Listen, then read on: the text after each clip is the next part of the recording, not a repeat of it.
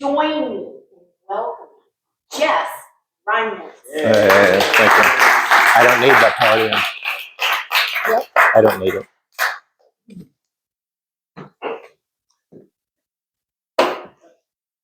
Smile. Cheese. Say cheese. Say cheese. Hey.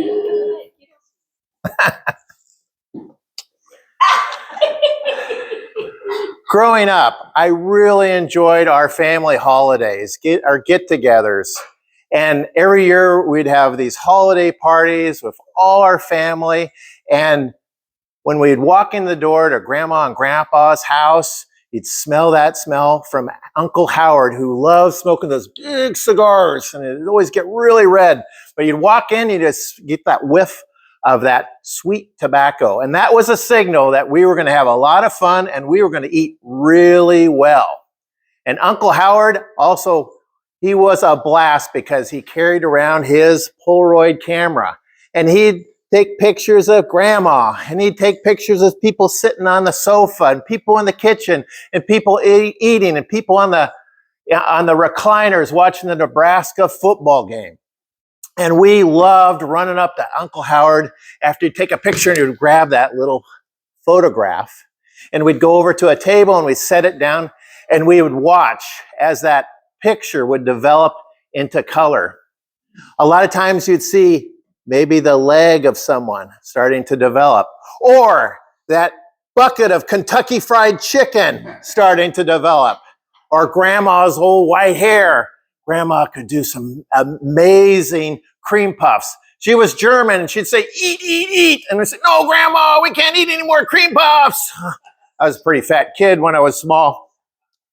And we would just love watching as all those people in those color photographs, we'd see all that fun and all that food and feasting, all that develop right before our eyes after maybe 5 or 10 minutes. Well, this camera that I have, I don't think it actually works anymore, and I'm not sure I can even get the photo paper for it. But I do have an older camera that still works, and it's right here. This camera still works, and photos develop in my mind. And recently I took my camera out, not that I wanted to, it just I had to. And I was driving by and I saw a homeless person on the side of the road, and they were behind one of those electrical boxes, those big ones that hum, have all those signs, stay away, don't climb on. And I drive by and I see this individual, he's cross-legged on the ground, hunched over, and he's looking at the ground, and I'm thinking, well, this is fascinating. He's watching an ant trail or maybe some insects or something. And I didn't really think anything of it. But the next day I saw him there, and the next week, and the next week after that. Every time I drive by, he was in the same place.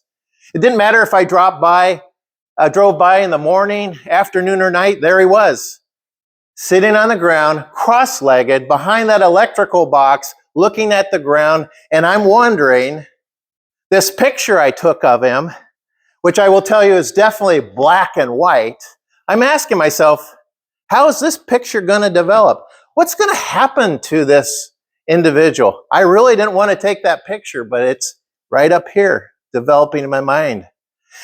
On that same corner are two other homeless. They push the shopping carts. They have their clothes, they have blankets, they have sleeping bags, but I see her all the time in the morning with a tall aluminum can of beer, which she starts off her morning.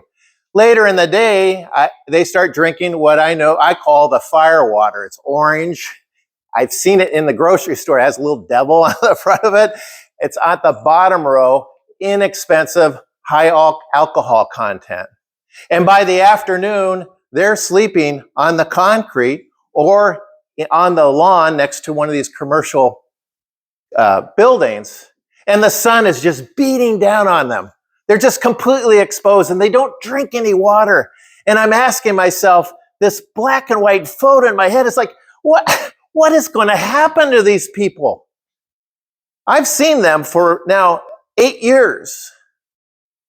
On that same street corner, there's a young couple. They're in their early 20s. I know they're homeless, but they love riding around their skateboards. They have their backpacks.